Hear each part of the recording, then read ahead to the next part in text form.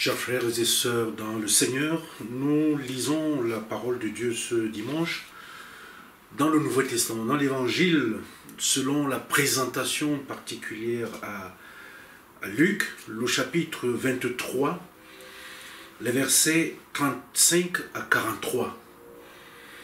Donc voici le contenu. Le peuple se tenait là et regardait. Les magistrats se moquaient de Jésus, disant « Il a sauvé les autres, mais qu'il se sauve lui-même, s'il est le Christ, l'élu de Dieu. » Les soldats aussi se moquaient de lui. S'approchant et lui présentant du vinaigre, ils disaient « Si tu es le roi des Juifs, sauve-toi toi-même. » Il y avait au-dessus de lui cette inscription « Celui-ci est le roi des Juifs. » L'un des malfaiteurs crucifiés l'injuriait, disant « N'es-tu pas le Christ? Sauve-toi toi-même et sauve-nous. » Mais l'autre le reprenait et disait « Ne crains-tu pas Dieu, toi qui subis la même condamnation? Pour nous, c'est justice, car nous recevons ce qu'ont mérité nos crimes. Mais celui-ci n'a rien fait de mal. » Et il dit à Jésus, « Souviens-toi de moi quand tu viendras dans ton règne. » Jésus lui répondit, « Je te le dis en vérité, aujourd'hui tu seras avec moi dans le paradis. » L'herbe sèche, la fleur fane, elle tombe, mais la parole de Dieu demeure éternellement. Seigneur notre Dieu, merci pour cette nouvelle journée de vie. Merci pour ce moment de rencontre, une fois de plus, entre toi et nous par ta parole. Viens nous parler, viens nous nourrir. Nous t'avons prié au nom de Jésus-Christ. Amen. Bien-aimés dans le Seigneur, je viens aujourd'hui auprès de ceux qui sont dans le désespoir pour leur parler, n'est-ce pas, d'espoir. Parce que tant qu'il y a la vie, il y a de l'espoir, il ne faut pas se décourager. Le passage que nous venons de lire nous en rapporte la preuve. Luc l'évangéliste témoigne que Jésus n'a pas été crucifié seul. Et il n'est pas d'ailleurs le seul en la matière. Les autres évangélistes aussi le disent. Mais ce jour-là, à Golgotha, sur la colline du crâne, oui, Jésus était sur la croix. Mais des deux côtés de sa croix, il y avait une croix. Il y avait une autre croix. Deux hommes ont été crucifiés avec lui. L'un à sa droite et l'autre à sa gauche. Mais ces hommes, qui étaient-ils? Les traducteurs de la Bible utilisent des mots différents pour les décrire. Pour les uns, c'était des voleurs. Pour d'autres, des malfaiteurs. Pour d'autres encore, des bandits. Mais chez Luc, il est question des malfaiteurs. C'est-à-dire des membres de la classe des criminels professionnels, des membres de la pègre en quelque sorte. Ces hommes étaient des voyous, des tueurs, des gorgeurs, certainement, des hommes qui tuaient pour le plaisir et le profit, donc des assassins. Certains théologiens ont suggéré qu'ils étaient plutôt des révolutionnaires politiques, décidés à renverser le joug de la domination romaine. Si c'est le cas, bon, nous devions les considérer comme des terroristes qui ne pensaient en rien à utiliser la violence pour atteindre leurs objectifs politiques. Au-delà de cela, nous ne savons pas grand-chose d'autre à leur sujet. Nous ne les connaissons pas, nous ne connaissons ni leur nom, ni leur ville natale, ni leurs origines, ni le crime spécifique même d'ailleurs qu'ils ont commis. Nous supposons qu'ils avaient été des partenaires dans des crimes, mais on n'est même pas sûr. Bon, certains suggèrent qu'ils étaient frères, mais il n'y a aucun moyen vraiment d'être sûr. Normalement, ce sont deux personnes qui seraient restées inconnues, mais qui ont été propulsées sur la scène de l'histoire par un événement, c'est la crucifixion de Jésus.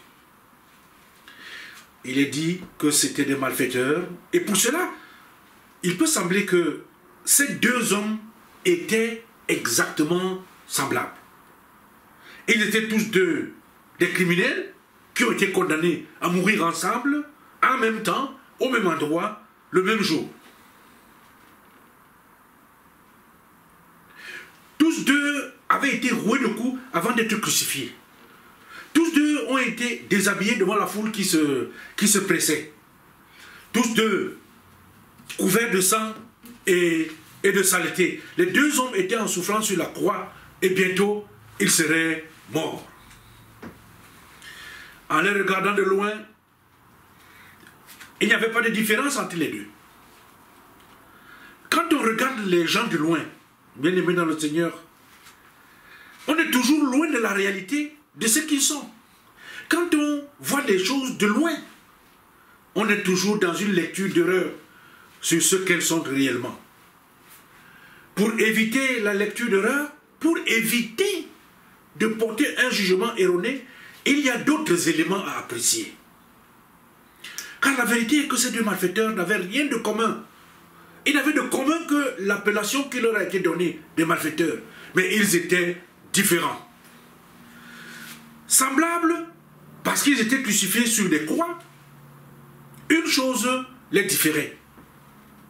La façon dont ils considéraient l'homme qui était au milieu de l'homme qui les séparait.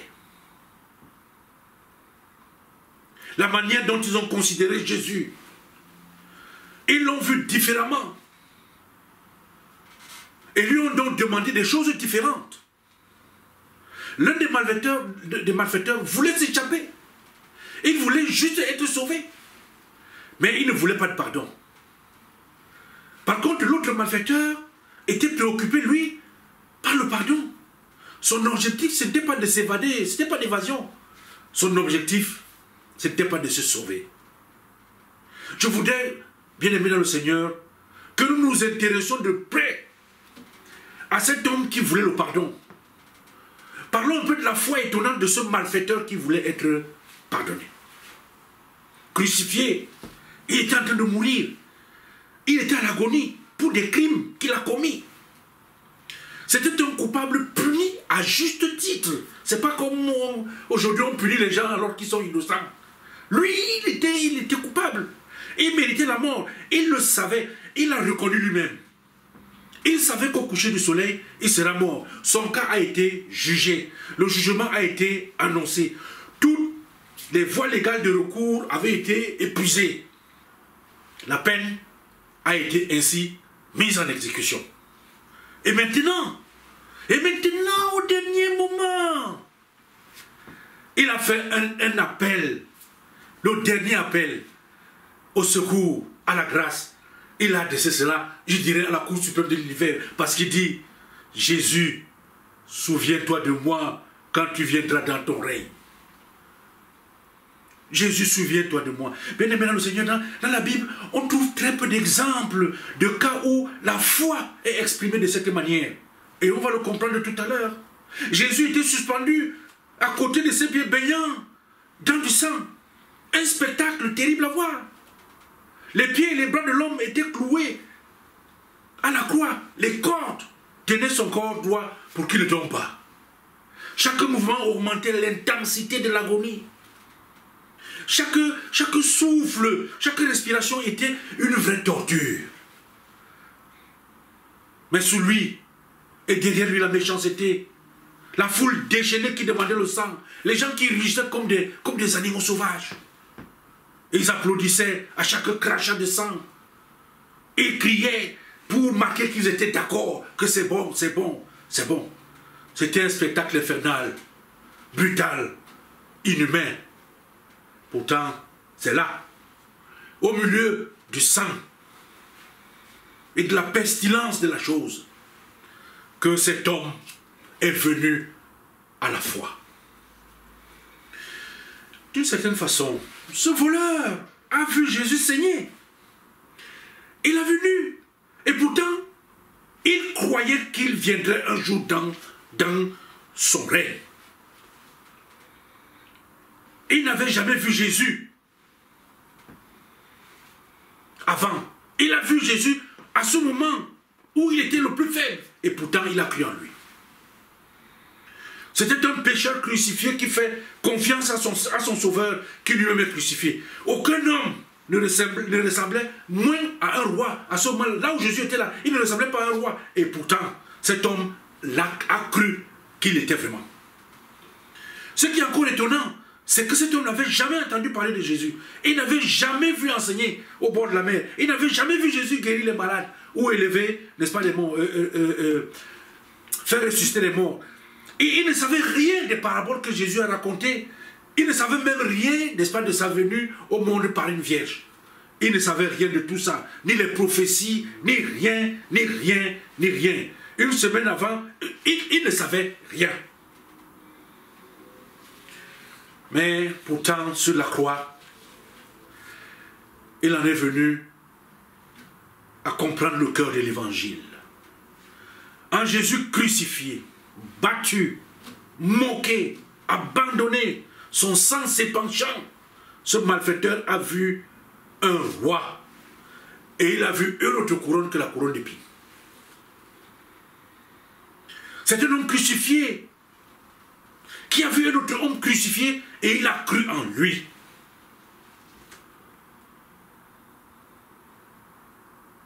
C'est cela qui fait la différence entre cet homme, ce malfaiteur, et l'autre malfaiteur.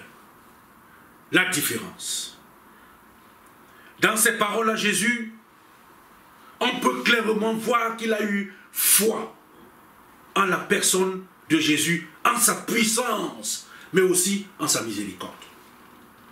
Bien-aimés dans le Seigneur, Dieu juge la sincérité de nos cœurs et non l'exactitude des paroles que nous posons sur nos lèvres. Dieu juge la sincérité dans les cœurs de ceux qui proclament qu'ils sont à lui et non ce qu'ils posent comme parole sur leurs lèvres. Lorsqu'on s'en va chez le médecin, bien-aimé dans le Seigneur, on ne sait généralement pas quel médicament dont on a besoin.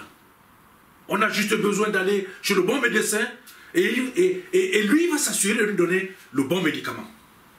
C'est pareil. Ce malfaiteur qui était sur la croix mourant, il ne savait pas les mots justes à dire. Mais ce qu'il a dit était assez bon parce qu'il l'a dit à la bonne personne. Il faut dire les bonnes paroles à la bonne personne. Ah, si vous parlez, vous dites certaines paroles à quelqu'un qui n'est pas la bonne personne, quand il a dit « Jésus, souviens-toi de moi », il ne savait pas tout ce qu'il demandait, mais avant le coucher du soleil, mais il a eu beaucoup plus que ce que lui, auquel il s'attendait. Ce voleur sur la croix, il mourait pour ses péchés, un coupable puni à juste titre, bien aimé dans le Seigneur, mais il a crié, et Jésus, à la toute dernière seconde, il a été sauvé.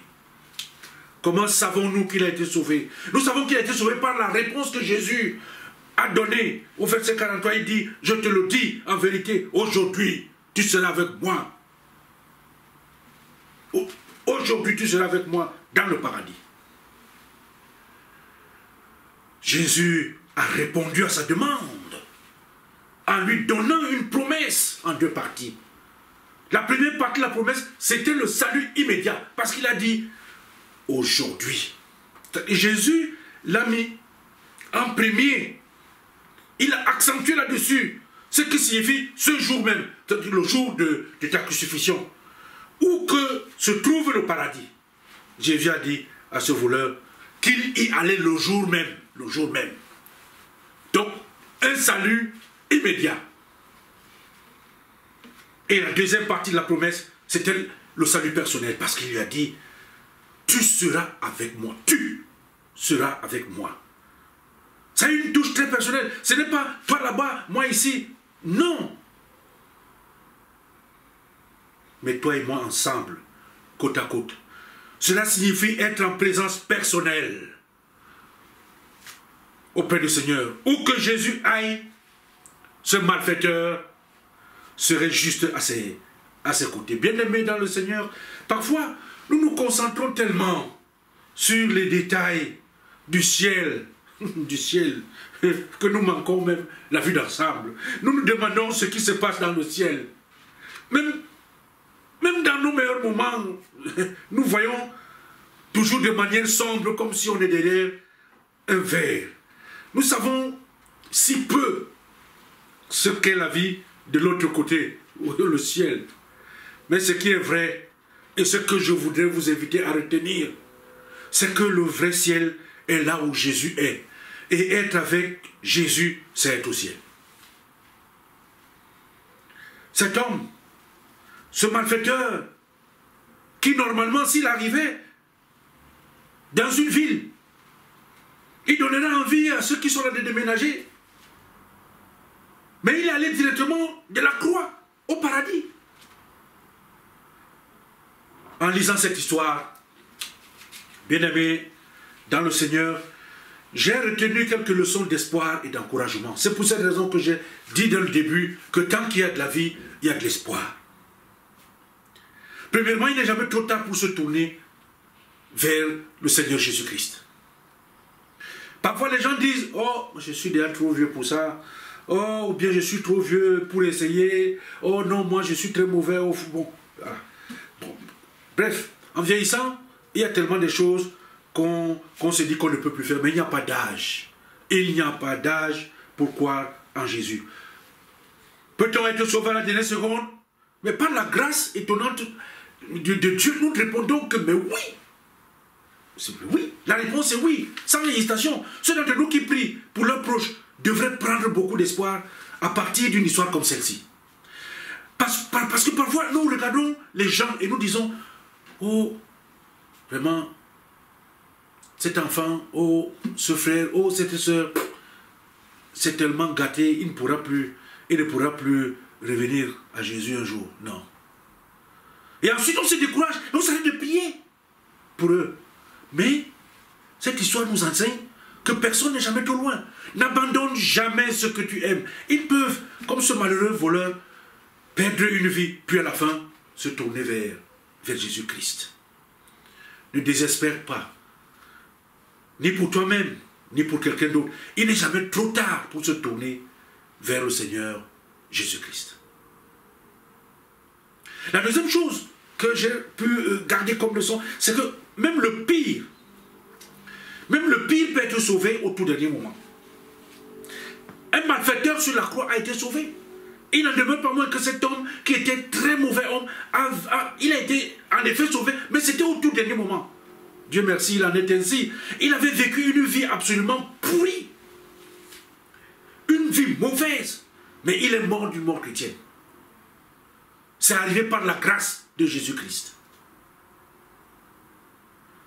Certaines personnes aujourd'hui ont l'impression d'être trop loin dans le péché pour être jamais pardonné. Je sais, je connais des collègues qui disent que est-ce que ça encore vaut la peine? Parce que là, au niveau où j'ai tellement merdé, est-ce que... Non, non, non et non. Certains se semblent tellement réduits en esclavage par leurs habitudes que finalement, ils pensent qu'ils sont prisonniers de leurs habitudes, ils ne peuvent plus être libérés. Beaucoup de gens feraient n'importe quoi pour être pardonnés. Mais ils pensent que le pardon est impossible. C'est impossible qu'ils soient pardonnés. Alors ils continuent à s'enfoncer dans le péché. Il fait déjà mal. Au lieu de se retourner pour dire Seigneur, mais il s'enfonce encore en se disant, oh non, le Seigneur ne peut me pardonner. Comme j'ai déjà commencé à faire le mal, je continue, je continue. Bien-aimés dans le Seigneur, permettez-moi de dire simplement cette question. C'est-à-dire peut-être, peu importe où tu dors, peu importe ce que tu as bu, peu importe avec qui tu traites, peu importe avec qui tu traînes, peu importe les péchés que tu as, n'est-ce pas, commis, ça n'a pas d'importance. Parce que tu peux être sauvé dès maintenant. Si cet homme a pu être sauvé, n'importe qui peut être sauvé. Cet homme, ce malfaiteur, n'a, bien aimé, dans le Seigneur, s'il y a eu pour lui de l'espoir, il y a aussi de l'espoir pour toi comme pour moi. S'il a pu aller au paradis, mais ça veut dire que nous aussi, nous pouvons aller au paradis.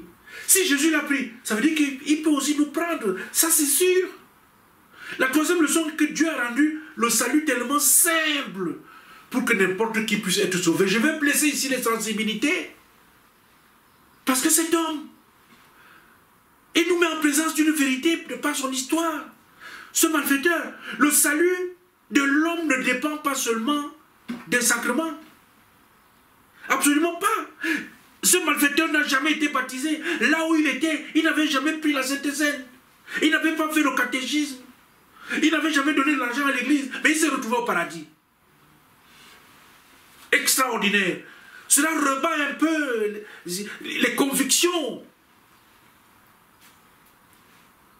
Nous ne disons pas ici de faire tomber l'église ou de faire tomber les églises parce que à ce moment-là, on se dirait seulement que voilà, lui comme il n'a pas fait. Non, il ne s'agit pas de ça. Mais il s'agit d'une vérité ponctuelle qui est un fait incontestable.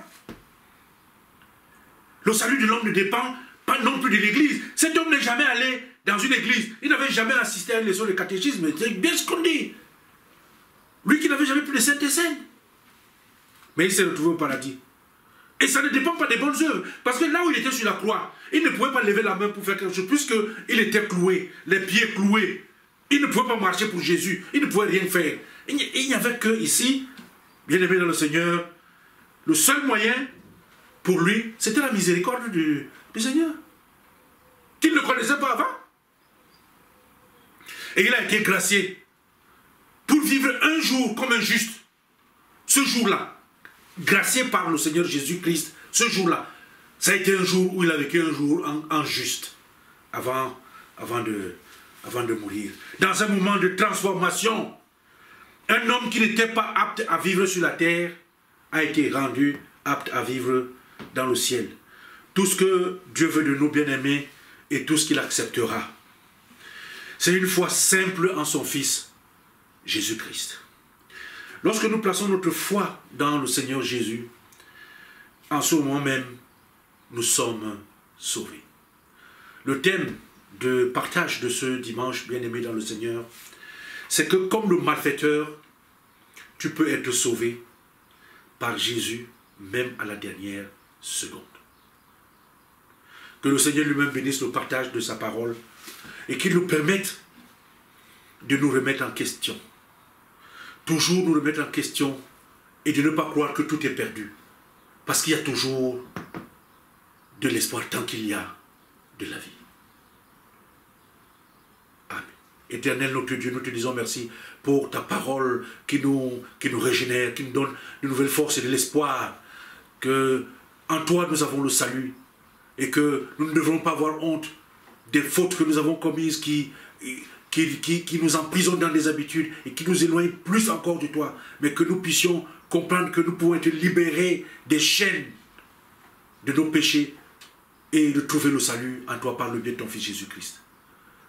Viens donc, permets que nous vivions cela, ton serviteur comme tous les autres serviteurs et tous tes enfants à travers le monde. Nous t'avons prié au nom de Jésus-Christ. Amen. Tant qu'il y a vie, il y a espoir. Faut pas te décourager, mon ami. Mon ami, faut pas s'y tomber. Tant qu'il y a vie, il y a espoir. Faut pas te décourager. Essuie les larmes. Faut pas te lamenter. Mon ami, faut pas s'y tomber. Tant qu'il y a vie, il y a espoir. Faut pas te décourager. Essuie les larmes. Faut pas te lamenter. La vie aujourd'hui est tellement difficile pour avoir du boulot. Il faut avoir le réseau ou alors tu donnes les dos. On demande aussi de baisser la culotte. Quelle horreur! Alors les jeunes se découragent. Ils sont même désespérés. Moi je vous dis, tant qu'il y a vie, il y a espoir. Faut